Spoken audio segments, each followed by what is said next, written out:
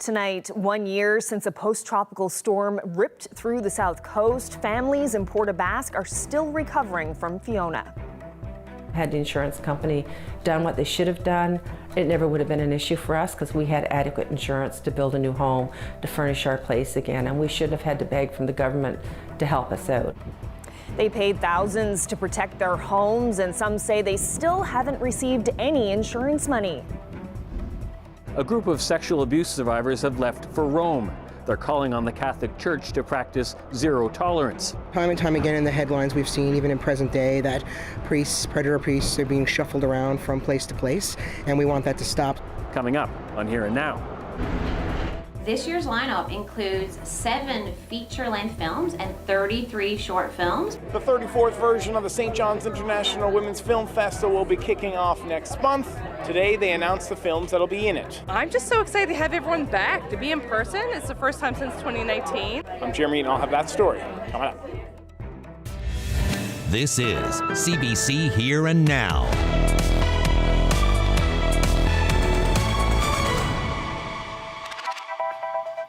Good evening and welcome to Here and Now. It began nearly 6 years ago with a potential traffic violation, but a Paradise man's interaction with police that day quickly escalated and was caught on camera. Well, today, one of the officers involved appeared for the first day of a hearing into his conduct. Ariana Kelland was there and brings us this report. This isn't a criminal trial, but much of the procedure at this Police Complaints Commission hearing mirrors one. Today, Constable Stephen Simmons' conduct is under the microscope. He's pleaded not guilty to arresting 2 men without cause, being discourteous, and using unnecessary force in contravention of the RNC Act. The main witnesses, this Paradise family. It all goes back to 2017 when Dennis Ball drove past an accident scene that November, yelling out to Constable Simmons to direct the effing traffic. Ball does a U-turn, goes through the intersection and into his nearby driveway. Officer Simmons follows. From there, it goes downhill fast. Dennis Ball is on the hood of his car. Son Zachary Ball is pepper sprayed, and the window of the home smashed out. Both men face charges. Charges later dropped after the Crown viewed the video evidence. Jerome Kennedy is representing the officer. He questioned Dennis Ball today on his driving and how he responded to Constable Simmons when police showed up at his house, asking why Ball didn't immediately stop his car, instead continuing to turn his vehicle around in the driveway. Ball repeated he didn't think he did anything wrong and said Simmons escalated the matter by immediately cursing and telling him to get on the ground. This isn't the first probe in this case. The Ontario Provincial Police investigated, and this report from a local lawyer overseeing the investigation recommended criminal charges for all 3 officers involved. But the prosecution here decided against it, leaving the Ball family with only one option: going forward with the police disciplinary process. Okay, and Ariana Kelland joins us now live from our newsroom. So Ariana, how common is it for there to be a publicly held hearing for a police officer? Well, Carolyn, it almost never happens. Actually, the last time it did was also for this case. It was in relation to 2 other constables, Constable Isabel Wagner and Bernard Morgan. Now, in that case, the adjudicator dropped the charges against Wagner, but found Morgan guilty of conducting himself in a manner unbecoming. So the hearing heard today that both of those officers will be witnesses in this hearing, but that Morgan is no longer a police officer himself. Carolyn? Thanks so much, Ariana. That's Here and Now's Ariana Kelland reporting live. An oral surgeon in Gander has pleaded guilty to assault after letting a prison guard extract the tooth of a sedated patient nearly 3 years ago. Here and Now's Troy Turner brings us this update. Dr. Louis Bourget wasn't here in person in Gander Supreme Court this morning, but he did appear by telephone to plead guilty. Ron McDonald, the guard who pulled the inmate patient's tooth out, also appeared by telephone and also pleaded guilty to assault. The incident happened almost 3 years ago. Bourget and 2 guards brought an inmate into Bourget's practice at the Gander Family Dental Clinic on Rowe Avenue. After the patient was sedated, Bourget let McDonald remove the inmate's tooth. Another guard, Roy Goodyear, recorded it on his phone and posted the video to social media. Charges against Goodyear were later dropped. Both the Newfoundland and Labrador Dental Board and the Dental Board in Nova Scotia fined and suspended Bourget. But those suspensions are up, and as of this month, he's back practicing here in Gander.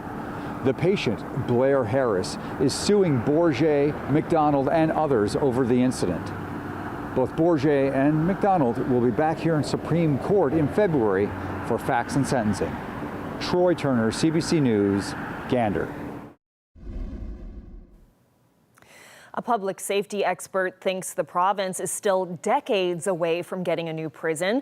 Last week, we told you how staff at Her Majesty's Penitentiary have filed scores of scathing reports, sharing their concerns about everything from mice infestations to mold to risks of riots due to extreme heat.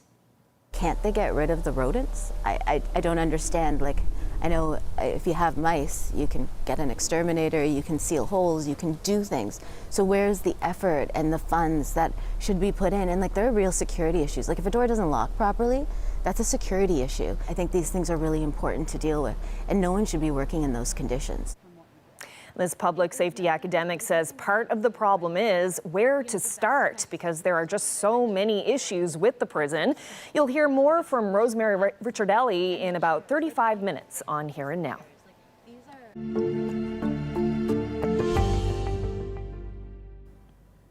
Well, tonight we're returning to the island's south coast where 1 year ago, post-tropical storm Fiona tore communities apart. Even those who had been paying for home insurance for years never saw a dime. As Here and Now's Malone Mullen reports, that has left victims scrambling to recover what they've lost and has prompted Ottawa to find a new solution. The Savory family has a new home, finally.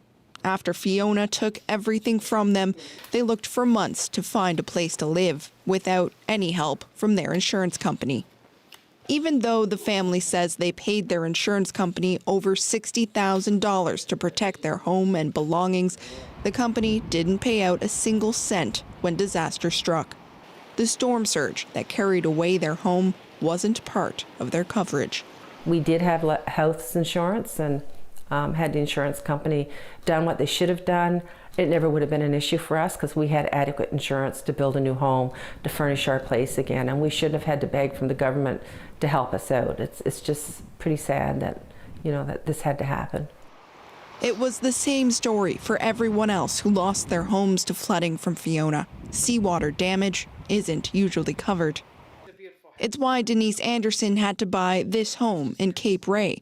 A year after her old oceanfront house was destroyed, she's only now settling in. Far away, we'll still get weather, but we just I won't have to worry about the water in my front yard anymore. But this house is small and needs work, and it's a nerve-wracking winter drive to visit her elderly parents in Port aux Basques. If her insurance had paid out, she would have been able to rebuild in town. But relying only on disaster assistance from the government meant she had no choice but to move away. The insurance should be grateful to the government, but I really believe that we need stricter laws. Like when they said to me, well, you didn't have surge protection. I said, but you don't offer it. So how can I get something that you don't offer? There are 1.5 million people in Canada whose homes aren't insurable because they're living in flood zones. That's why the federal government is working on a solution, planning to underwrite special flood insurance as climate disasters hit communities harder. And after Fiona, that insurance is slated to include coverage for storm surges. So right now we essentially have two solutions. We have government-backed disaster assistance, which is essentially free insurance paid for by the taxpayer, and then you've got an insurance market which won't cover those at high risk. So neither is optimal. And so what we've done is we've come together as insurers and the federal government and said, okay, let's withdraw that public taxpayer-funded insurance, which is free because that sends all the wrong market signals, and let's instead offer a high-risk insurance premium, which is capped, it's affordable. Fiona's victims know something has to change. Many of them won't fully recover what they lost, leaving a deep sense of injustice. While you see the insurance companies raking in millions and billions of dollars and not paying out, it just doesn't seem fair that the government has to bail us out when the insurance companies should at least accommodate in some shape, way, or form. Malone Mullen, CBC News, Port aux Basques. And of course, we'll have more coverage from the South Coast in the days and weeks to come. And I'm also heading down to Port aux Basques myself next week, so stay tuned for that. Now, not only are we going to be talking about Fiona, but over the weekend, another tropical system, Hurricane Lee, that transitioned to a post-tropical storm through the weekend, and it has now moved offshore. It moved through the northern peninsula by the time we got into Sunday. But if we take a look at some of the numbers from the storm across the maritime provinces, you can see brought lots of rain on the north side there, up across portions of, well, pretty much all of New Brunswick. And then some of the heaviest winds, over 100 kilometers per hour. Halifax reported a gust near 117 kilometers per hour, making landfall near Long Island, Nova Scotia. And then, like I said, made that turn and then headed towards the northern peninsula as a post-tropical storm. At that point, just a remnant low, but did bring lots of rainfall as well. Red Bay, 73.2 millimeters of rain. Mary's Harbor, 61.7. And we do have lots more rain on the way. More tropical system, actually topping into some of that tropical moisture. That will move through tonight and into tomorrow. I'll get into those details when I come back. Thanks, Ashley. A group of clergy abuse survivors from this province are traveling to Italy today. They're on a pilgrimage to call for change at the highest levels of the Catholic Church. They say clergy abuse is an ongoing problem that must end. Here Now's Mark Quinn has that story. As Catholic leaders gather at the Vatican to discuss the future of the Church, a group of clergy abuse survivors and allies will be making their way there too. I'm doing it to raise awareness and amplify survivor voices. They want Pope Francis to sign into law a binding zero-tolerance mandate for abuse, and they want that to happen before the Pope meets with bishops and cardinals from around the world later this month. I mean, time and time again in the headlines we've seen, even in present day, that predator priests are being shuffled around from place to place, and we want that to stop. So we want that written into church law, a zero-tolerance policy to ensure that future harm will end. The Newfoundland and Labrador group will be walking 75 kilometers from a community outside of Rome to St. Peter's Square in Vatican City. They'll carry an 8-foot-long cross that they plan to give to the Pope along with their message. You know, from what we've seen in our experiences through numerous meetings with top church officials, that they seem to want to protect the institution first and foremost before, protecting vulnerable children and adults. And, right now, of course, I'll be carrying people from home in my heart with me because September 30th is the deadline to file claims against the Archdiocese. And so this issue is still very current and still very raw for people. Hickey is a clergy abuse survivor, and this isn't their first walk to raise awareness of clergy abuse. In 2015, Hickey walked across the island of Newfoundland to support abuse survivors. Hickey's motivation remains the same. Anger, pain, justice, hope.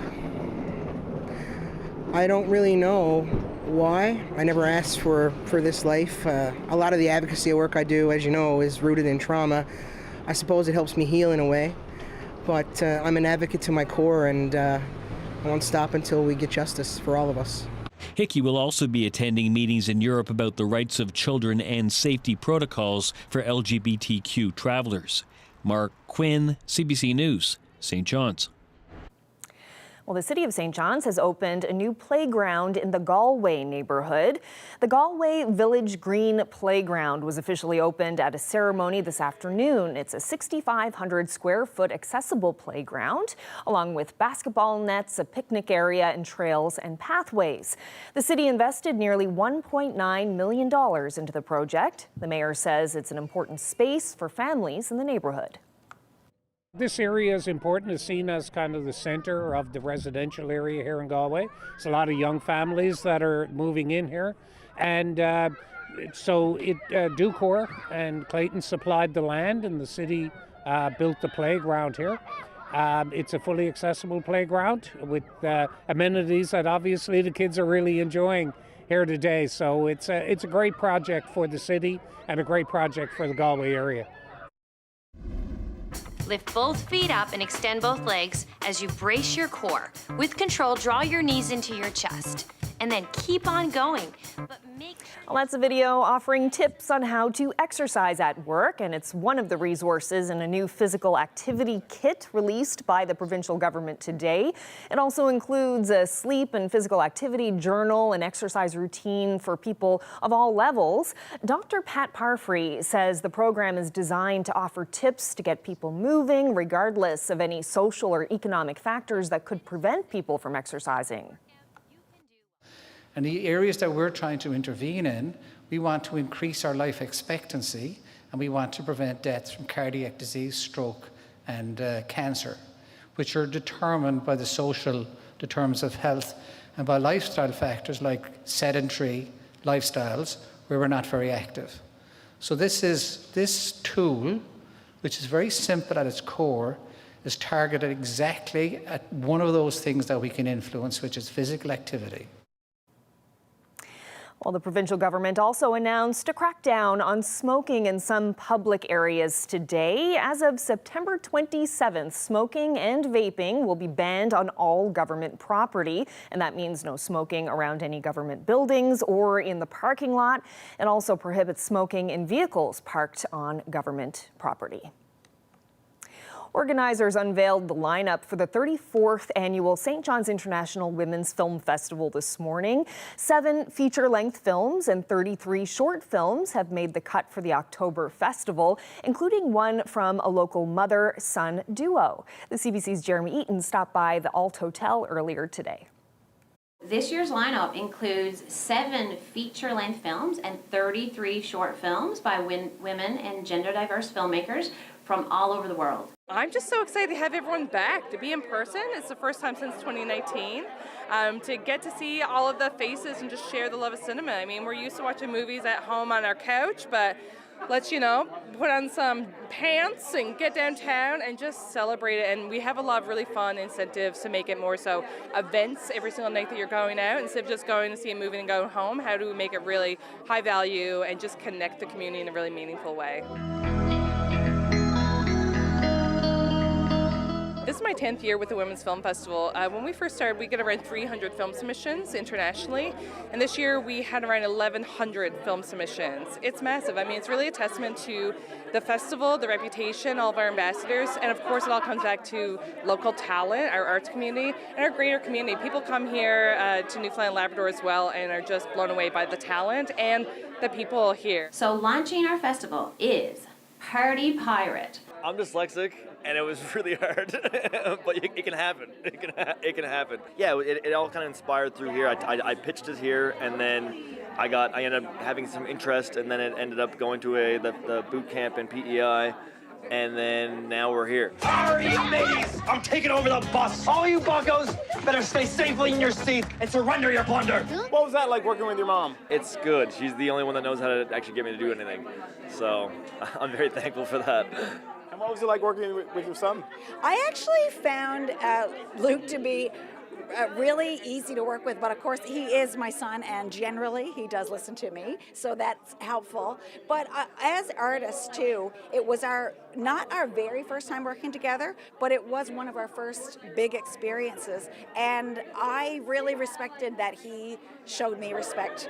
Even like sometimes there can be, some bumps between director writers, but we would always manage to work that out in advance. Even when my life gets better, Still sucks. Having everything downtown, we're really excited to get people here and make it a great night out, great day events, and something for everyone. A good variety so that no matter what your interests are, both from our features and our shorts, there's something for everyone. So have a look around, try something new. We're keeping all of our ticket fees really low and really cheap screening passes too. So we want to make sure it's affordable and accessible for everyone. So we're really excited for that and to get out and to hear feedback, see what people want to do and what they want to see next year. And yeah, we're just thrilled.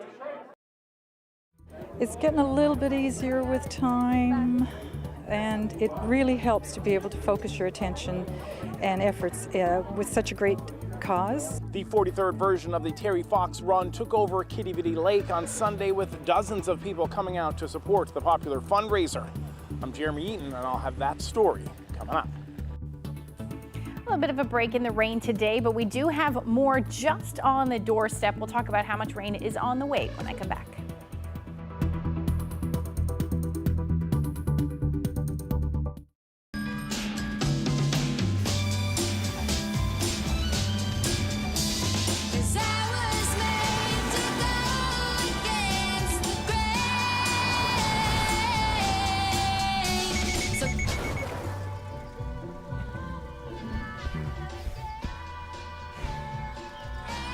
Loving the uncommon is a wonderful thing we have in common. I am transferring you half. No way. Take it back. I insist. No, I insist. Just take it. You paid last time. Sorry, did you say something? I did. Take it. Just take it. Take it. Take it. Take it. Okay, fine. You win. Okay. You're not transferring that back to me, No. are you? Okay, yeah. I can do this all day. Get unlimited transactions and earn up to $450. Start by opening an eligible TD checking account. That's help that actually helps. TD. Ready for you.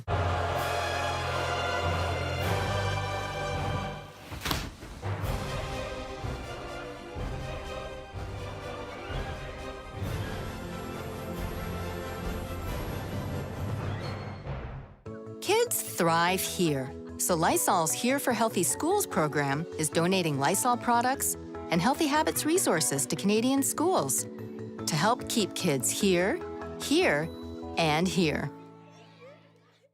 The Easter Seals Luxury Cabin Lottery is on. This year's luxury cabin is valued at over $600,000. This lottery has amazing possibilities to win. There's also our 50-50 total. Last year's total surpassed $727,000. The final ticket deadline is midnight, September 21st. Lottery proceeds support Easter Seals' many life-changing programs and services for people with disabilities. Tickets are only $30. We sold out the last 3 years in a row. So get your tickets today at cabinlottery.ca. Here in Newfoundland and Labrador, you can always count on your friends and neighbors when you need a hand. And that's why you can trust Red Door Hearing with your hearing health, because we're 100% locally owned and operated. And we've won the Consumer's Choice Award 8 years in a row. Red Door combines the leading hearing technology with clinical best practices and the local personalized service you deserve right here at home. Call us today for your free consultation. Hear more and hear local at Red Door. What makes a Burnbrae egg a Burnbrae egg?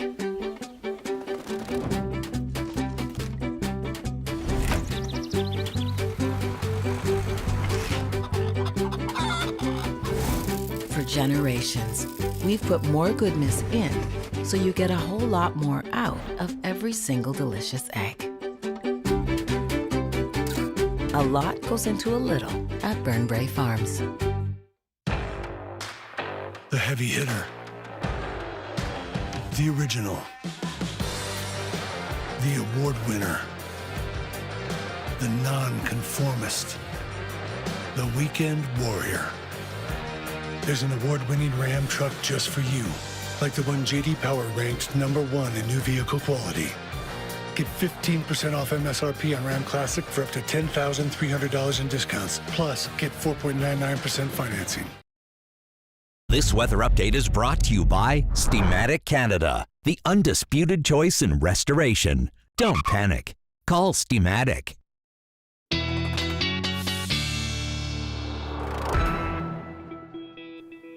Time for a look at the weather. And Ashley, it was quite a lovely weekend temperature-wise for much of the province, right? Yeah, hot and humid for a good chunk of us right through the weekend. In fact, Sunday broke some temperature records out there as well. Take a look at this.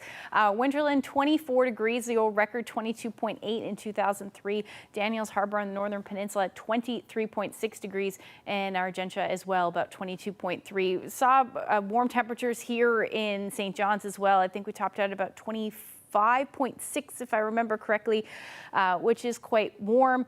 Not quite a record, but still certainly at some points this weekend it felt like 30 with that humidex. Very different story today. 24-hour temperature change, 13 degrees colder today in Twillingate, 12 in Ponte Vista, 9 in St. John's Gander, similar, and up across Labrador. Generally a little bit below where you were yesterday, but Lab City you're sitting about a degree above. Didn't have to go very far though. Temperatures across Labrador still quite chilly, 13 degrees in Lab City today. Your temperatures as you head towards the coast into the single digits, they're really not going to move a whole lot over the next couple of days, but definitely some cooler air across the island and into the mid to upper teens. This is right where we should be sitting for this time of year. Actually, warmest temperatures along the south coast, 20 to 21 degrees as your daytime highs. If we take a look at the current conditions, lots of sunshine, beautiful green grass as well out there. Certainly a lovely afternoon now that the sun is shining. 14 degrees though, not a whole lot of humidex out there, but the winds are generally out of the north-northeast around 22 kilometers per hour. If we take a look at the current temperatures across the board, starting to drop down to the teens, single digits still the case up across Labrador as well, except in Lab West. So we saw a break today thanks to a ridge of high pressure. We're starting to see some of that rain just edge in the doorstep for the southwestern coast, but we've got lots of moisture in behind this, and it is tapping into some tropical moisture as well. From the Gulf of Mexico, and as we head through the night tonight, that moisture is going to make its way across the maritime provinces. Eventually, by the time we get into Tuesday afternoon, we'll start to see some of that towards the west coast. What this is basically is the amount of moisture that's in the atmosphere, and when we've got lots of moisture in the atmosphere, there's more available to fall. So this means we'll see some rain that will be heavy at times, that will work its way further east as we head into Wednesday afternoon, and eventually that will be long gone.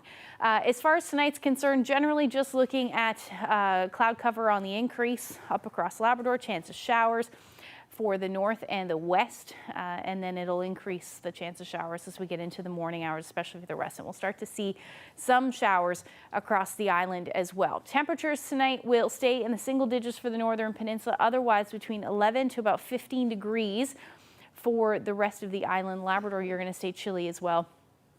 Mid to upper single digits, the coolest temperatures will be found in the north. So as we head into the afternoon hours tomorrow, we'll see the periods of rain move in, starting in, well, showers, I should say, and then eventually changing to periods of rain as we see some of that moisture move in. Again, pretty heavy at times. We won't see that shower activity for the Avalon until the evening, and then it'll get heavy at times through the overnight, and we'll see those showers work their way north. Now, how much rain are we talking about? Generally, a good bet we'll see about 20 millimeters pretty much across the island, and some of that heavier shower activity, 20 to 30, maybe even 40 millimeters by the time we get into Wednesday morning. As far as temperatures are concerned for tomorrow, we're talking about daytime highs again in the teens, a little bit below where we should be sitting. Winds will be out of the southeast around 20 to 40 kilometers per hour, but they will increase as the evening rolls through. So we're talking about potentially 40 to 60 kilometer per hour winds. For Labrador, your temperatures will stay cool towards the coast, otherwise between 10 to 12 degrees with those winds out of the southeast around 20 to 40 kilometers per hour. So that's your Tuesday forecast. We'll look ahead when I come back.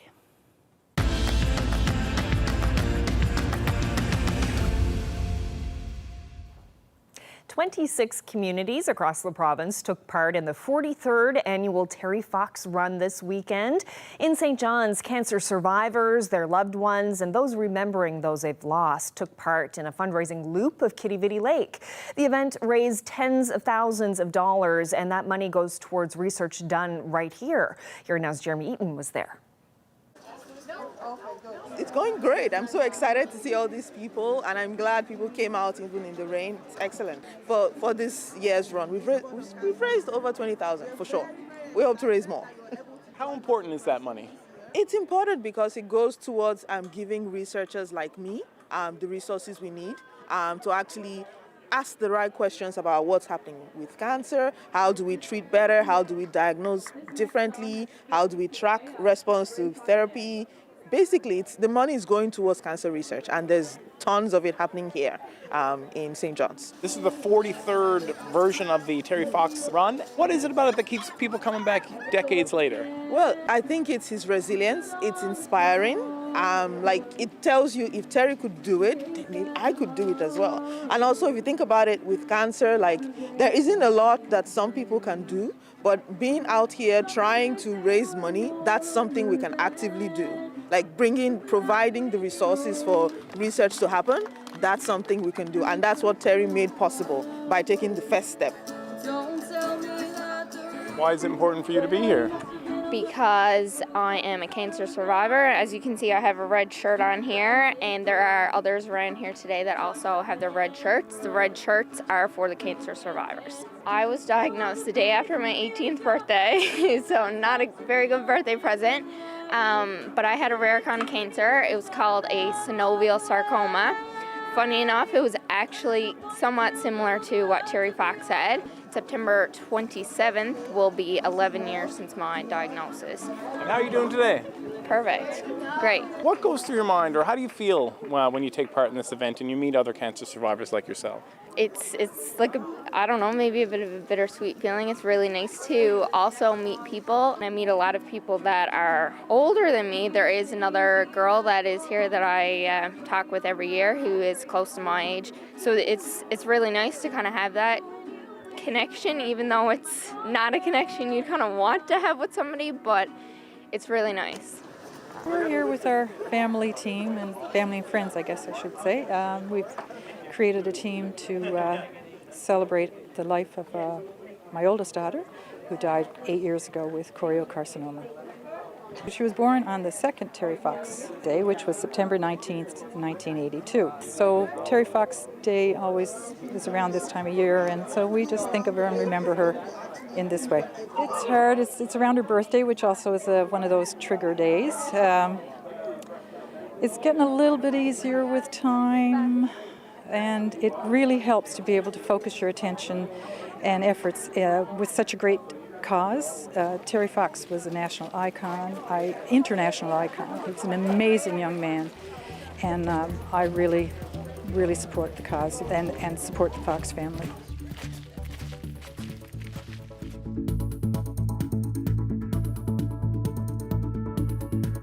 Welcome to Teachers Week on Family Feud Canada.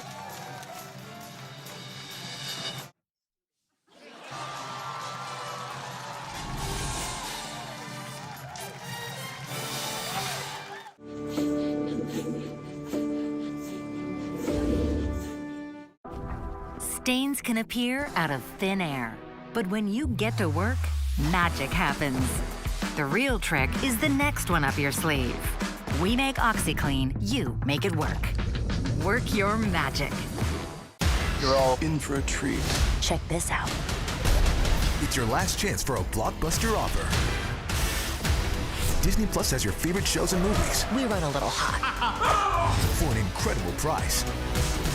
Count me in. 3 months of Disney Plus for just $1.99 a month. Wow. Don't miss your chance to save big. What are we waiting for? Let's go! On Disney Plus. Oh, how did your doctor's appointment go, by the way? Did you ask about Rybelsus? Actually, I'm seeing my doctor later today. Did you say Rybelsus? I take that. Really? Rybelsus? Okay, order up 4 Rybelsus. Rachel, sorry. I couldn't help overhearing you. My dad's been talking about Rybelsus. Rybelsus, really? He says Rybelsus is a pill, and... Well, you don't say. I'm definitely gonna ask my doctor if Rybelsus is right for me. Rybelsus. Ask your doctor or visit rybelsus.ca. Remember when we were talking about the Canada Deposit Insurance Corporation? Yeah, they're the federal agency that protects us in the rare event of a bank failure. Right. Well, I was on their site, and there's some great info on how it works. Solid.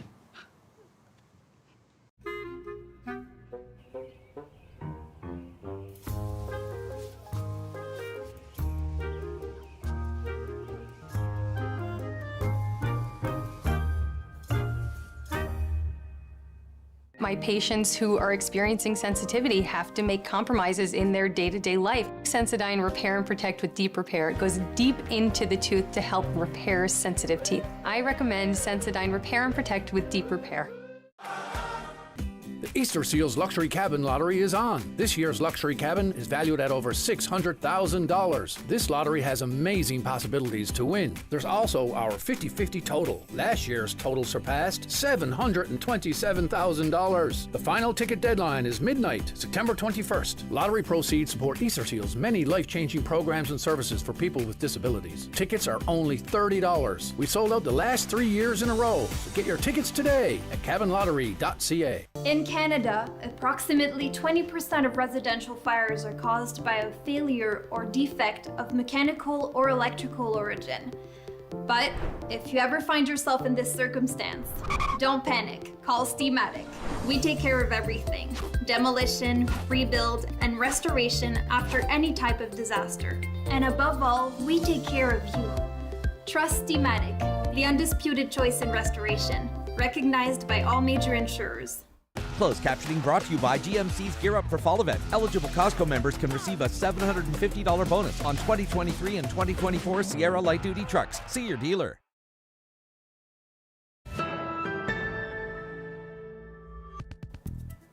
Ottawa needs to do more to get seal products into the national and international market.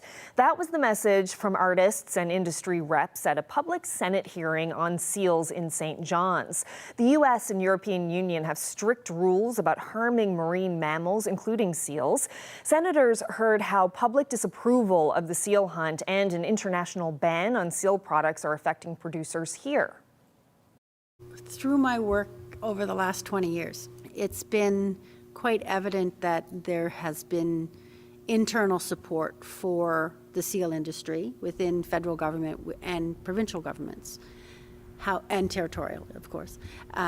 But it falls short of getting the word out to international markets. We have successfully navigated Paris Fashion Week. We've also done Milan. You know, I brought a contingent of and did a fashion show over in Brussels. So there's locations that we have gone to that are interested in the product.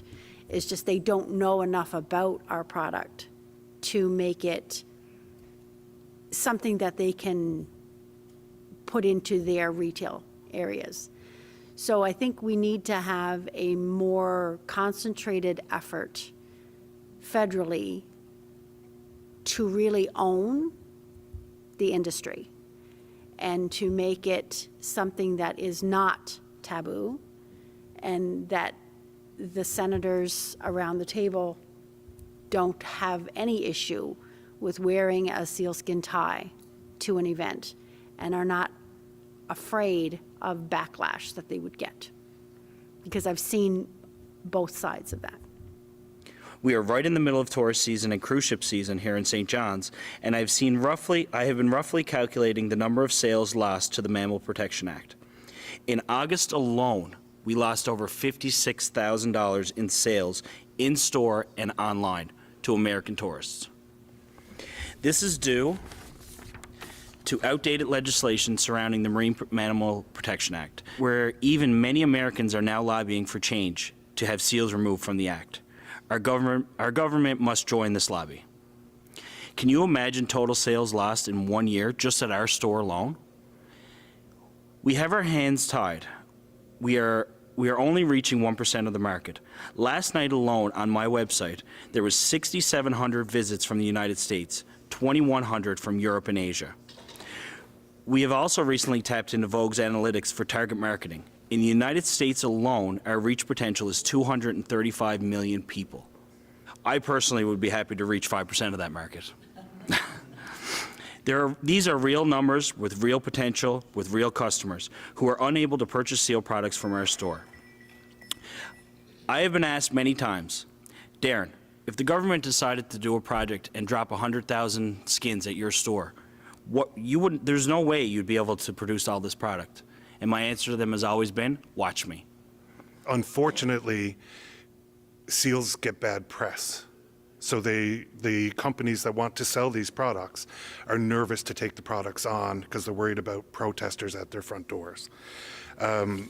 Secondly, and this is with respect to gaining market access globally, sealed products are a banned product in multiple countries around the world, and it's not based on science or conservation.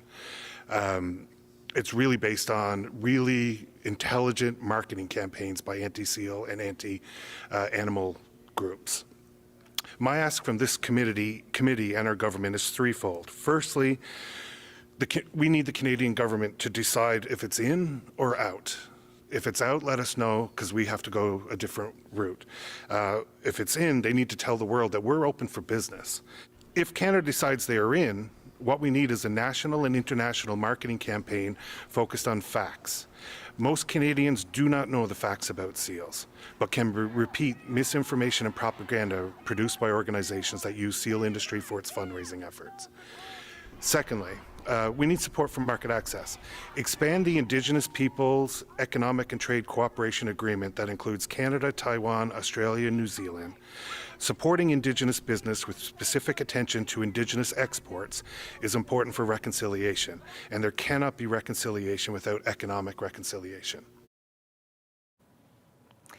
Well, an infestation of mice, mold, a risk of riots. Last week, we told you how staff at Her Majesty's Penitentiary have filed report after report about the decrepit conditions inside. A public safety academic believes the province is still decades away from getting a new prison. She spoke with Here and Now's Ariana Kelland. Anytime you see that many challenges that people are facing, from doors that aren't closing to tripping over rodents to heating that doesn't work, cooling that doesn't work, it is people who talk about a vest that they've had for 30 years that doesn't fit and has never actually fit, and the fact it's not getting replaced, the lack of snow pants, just the conditions. Like, we don't do that. And again, I feel the need to remind, this is a government building. The Confederation building doesn't look like that. And this is still a government building, and it is home to many people, even temporarily. Therefore, there's no reason that a person's home in a government space should be in that condition. It must be hard for them to complain about the conditions that they're in when they are employees of government. Well, they don't have a voice. And this is challenging, and it's not for a lack of effort or trying on the part of many journalists and many people who are interested, but they can't talk about these conditions and these realities because they're in this positioning where doing so violates the confidentiality of those inside. So they aren't able to express it. But if you think of what they're working in and what people are living in, there's no reason for this. Why do you think it's taking so long for someone to do something to change life for the inmates in there and for the correctional officers who have to work there? I think one of the big challenges is people don't know where to start. There's so many challenges and so many problems, and it's government, so there's a lot of administrative processes that I think people are feeling like their hands are tied or unsure where to begin. And I also think it requires society to want to invest in our prisons, and that's really difficult because justice is something that everyone has something to say about.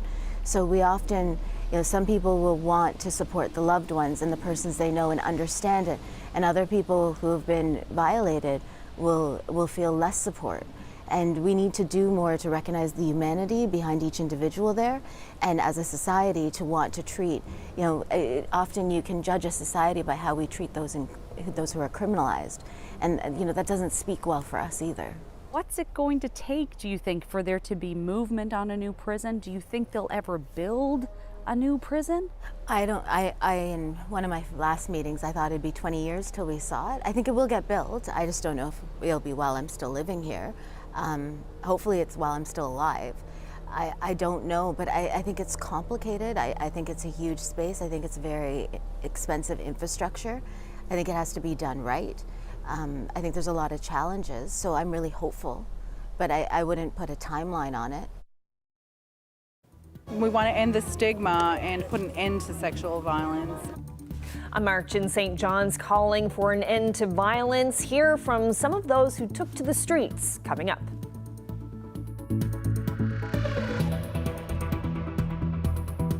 In life, some things never change. Dads will tell dad jokes. Nice one, Pops.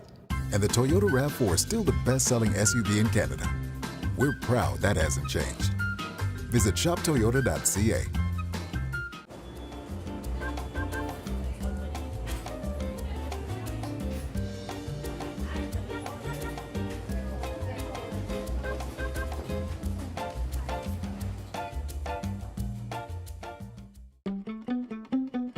What makes a Burnbrae egg a Burnbrae egg?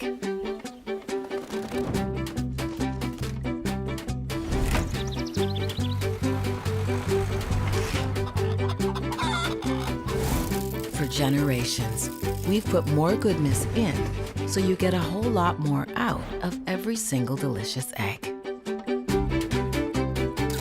A lot goes into a little at Burnbrae Farms.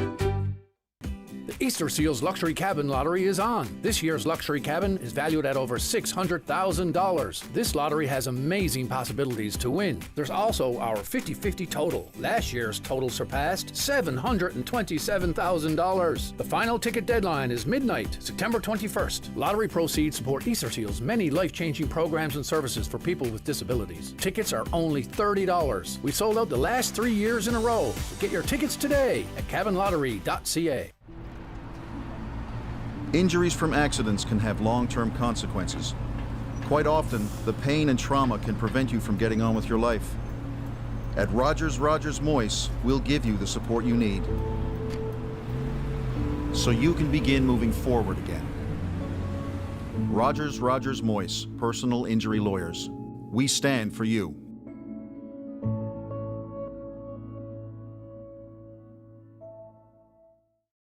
Here in Newfoundland and Labrador, you can always count on your friends and neighbors when you need a hand. And that's why you can trust Red Door Hearing with your hearing health, because we're 100% locally owned and operated. And we've won the Consumer's Choice Award 8 years in a row. Red Door combines the leading hearing technology with clinical best practices and the local personalized service you deserve right here at home. Call us today for your free consultation. Hear more and hear local at Red Door. Make this the season you started here and ended up all the way up here. The season you gather with a few friends and later a few hundred more. Make this the season every adventure feels electric. Make this season Jeep season with Canada's best-selling 4x4 SUV brand. Get up to 10% off MSRP with up to $8,900 in discounts on the Jeep Grand Cherokee L. This is a perfectly healthy child. What's unhealthy are birth alerts, a racist practice that may stop this Indigenous mother from going home with her newborn.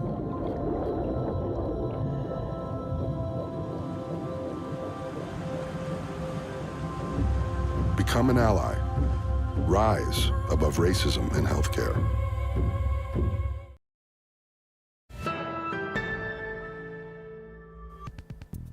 Well, dozens gathered outside of Supreme Court in St. John's Friday evening with a united message: silence is violence. Many communities in the province have been holding events to raise awareness about violence towards women.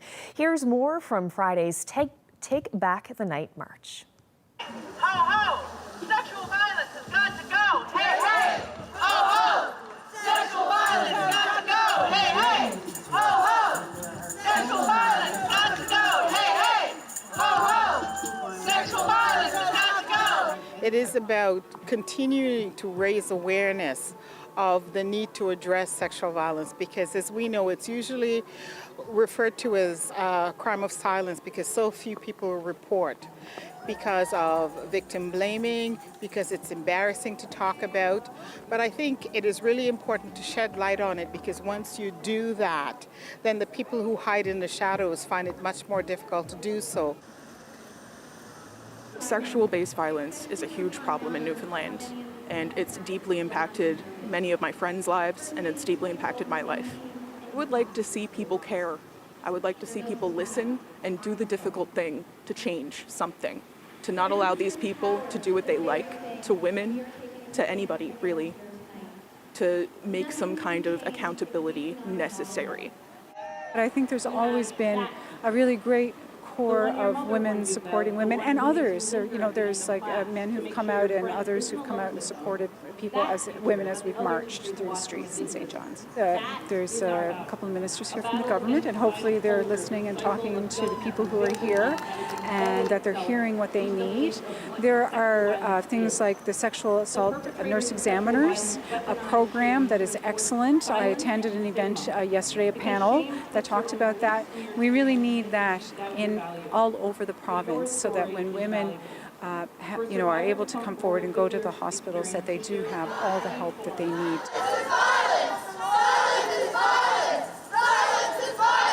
We want to end the stigma and put an end to sexual violence. So talking about it brings us out of the shadows, and it makes having those conversations a little easier. So we want to highlight that tonight. Sexual violence got to go. Hey, hey, ho, ho. Sexual violence got to go. Hey, hey, ho, ho. Sexual violence got to go.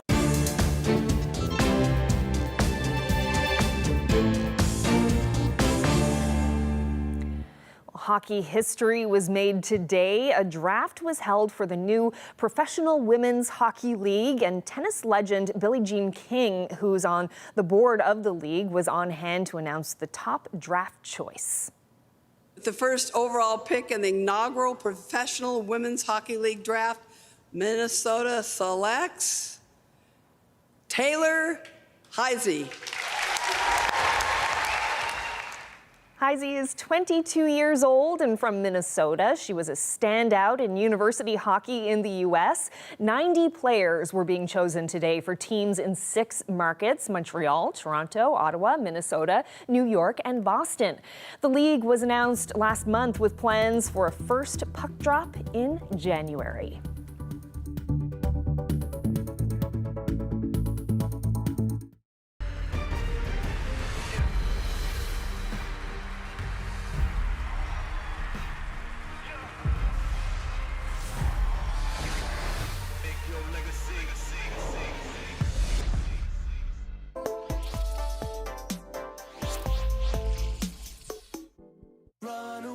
Make this the season you started here and ended up all the way up here.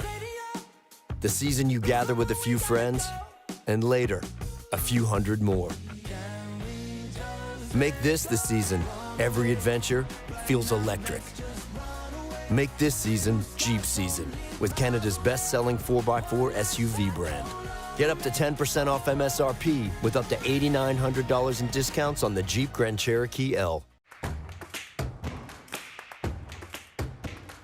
You put time into your home, and so do we. At Atlantic Home Warranty, our builders undertake additional, exclusive training to ensure your home is built to a higher standard. Injuries from accidents can have long-term consequences. Quite often, the pain and trauma can prevent you from getting on with your life. At Rogers Moyse, we'll give you the support you need, so you can begin moving forward again. Rogers Moyse, personal injury lawyers. We stand for you.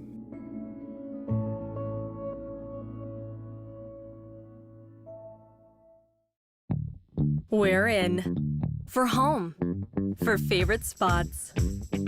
For taking the scenic route. For taking good care. We're in. For big surprises. For new possibilities. For good times. Every year, 100% of profits stay here in Atlantic Canada. We're in for supporting things like healthcare and education and giving back to our communities.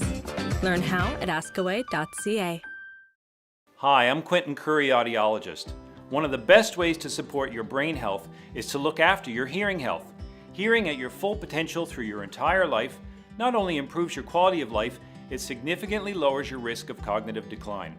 If you're curious about your hearing, let me invite you to come to Red Door. At Red Door, you get a free hearing test, expert advice, and you can test drive any one of our hearing aids to see just how good your hearing can be. Hearing health is brain health at Red Door. Have you heard? If you have oil heat, you're eligible for up to $2,000 in rebates on insulation for your attic and basement. And insulation helps you save energy, so the savings go on and on. See if you qualify for these great rebates at takechargenl.ca. The Easter Seals Luxury Cabin Lottery is on. This year's luxury cabin is valued at over $600,000. This lottery has amazing possibilities to win. There's also our 50-50 total. Last year's total surpassed $727,000. The final ticket deadline is midnight, September 21st. Lottery proceeds support Easter Seals' many life-changing programs and services for people with disabilities. Tickets are only $30. We sold out the last 3 years in a row. So get your tickets today at cabinlottery.ca. Closed captioning of this program is brought to you in part by Product Care Recycling. Drop your leftover paint off for free at a recycling location near you. Visit productcare.org.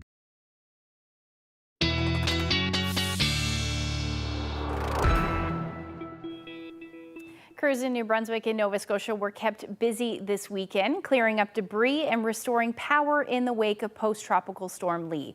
As the CBC's Shayna Luck reports, many are relieved Lee wasn't stronger, but also realize storm season isn't over. In the middle of the storm, Darren Hudson took on a tricky operation.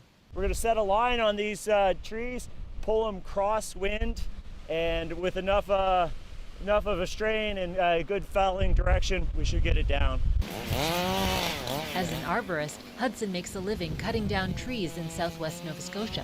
He took action after one of his own trees came down and cut off his power. He was one of hundreds of thousands of Nova Scotians who lost electricity during Lee.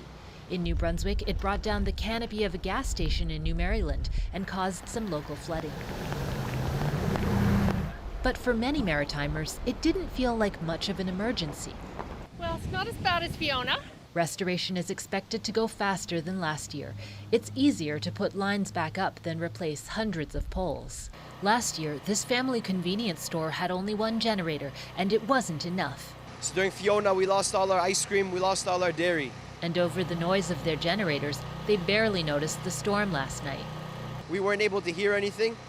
It was a shock when we saw all the branches outside because it didn't feel like much. Many in the region learning from past disasters.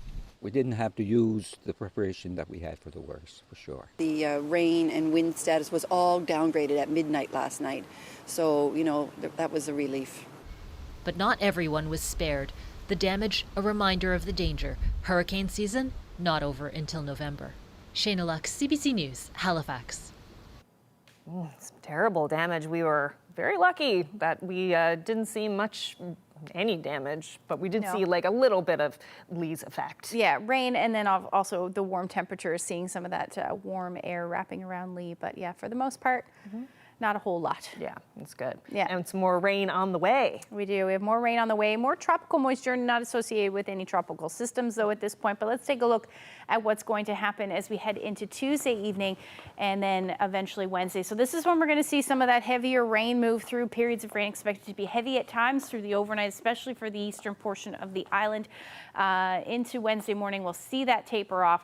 But we're still looking at that chance of showers up across Labrador. Now, rainfall amounts will likely be around 20 to maybe as much as 40 millimeters. Some places we could see a bit higher than that, especially for eastern areas of the island. But once we get through Wednesday, we'll see a bit of a break in the cloud cover. It looks like for the evening hours for the eastern half of the island. Still going to hang on to that chance of showers, though, for the western portion of the island. And then that will be the story up across Labrador as well. Your temperatures on Wednesday will start to climb up a little bit, so back up to the 20-degree mark, maybe a degree or two above. As you head towards the west coast, just in the upper teens, northern peninsula, cooler than that, and then single digits the story for most of Labrador except Lab City. You'll hover around 11 degrees for your Wednesday. Wednesday evening into Thursday, that area of low pressure starts to depart fairly slowly. We're still looking at showers in its wake, though, as we head into Thursday morning, eventually ending late Thursday across the Big Land, but we're going to hang on to another round of showers. But this time, we've got a change in the wind direction, more northerly winds. That is going to bring some cooler air towards central west coast, hanging on to the upper teens, though, for the Avalon, but that will change as well, especially as we get into the evening hours. But overall, another unsettled day on Thursday. Temperatures across Labrador staying in the single digits, but starting to recover a little bit for those of you in Lab West. Long range forecast showing a dip in temperatures as we get into Friday and then into Saturday as well. So Rain, generally the story pretty much as we head through the week. Still looking at periods of sunshine, but overall unsettled. And then for central and western Newfoundland, Friday at this point looks nice, a little chilly though, into the teens, but that is right around where we should be sitting this time of year. For Saturday, looking a little bit more wet, especially through central, and then a chance of some showers for western Newfoundland as well. For eastern Labrador, you're looking at temperatures just barely 10 to 12 degrees, and then western Labrador a little warmer than that. And again, some sun in the forecast for you. Speaking of sun, look at this sunset. Oh, this is wow. a beautiful shot of some salmon anglers out there, salmon fishing on the Gander River there. Denise shared this lovely shot with us. And if you have any weather photos that you would like to share with us, you can send them to my Facebook page, but the best place is to email them to nlphotos@cbc.ca. Oh, that is gorgeous. Those are some content people. I'd say. Loving every moment of that. And if it was on the weekend, definitely nice and warm. So beautiful. Yeah, great shot. Thank you so much for that. All right, well, that's it for us on this Monday evening. Thank you so much for joining us. Have a great night. Good night.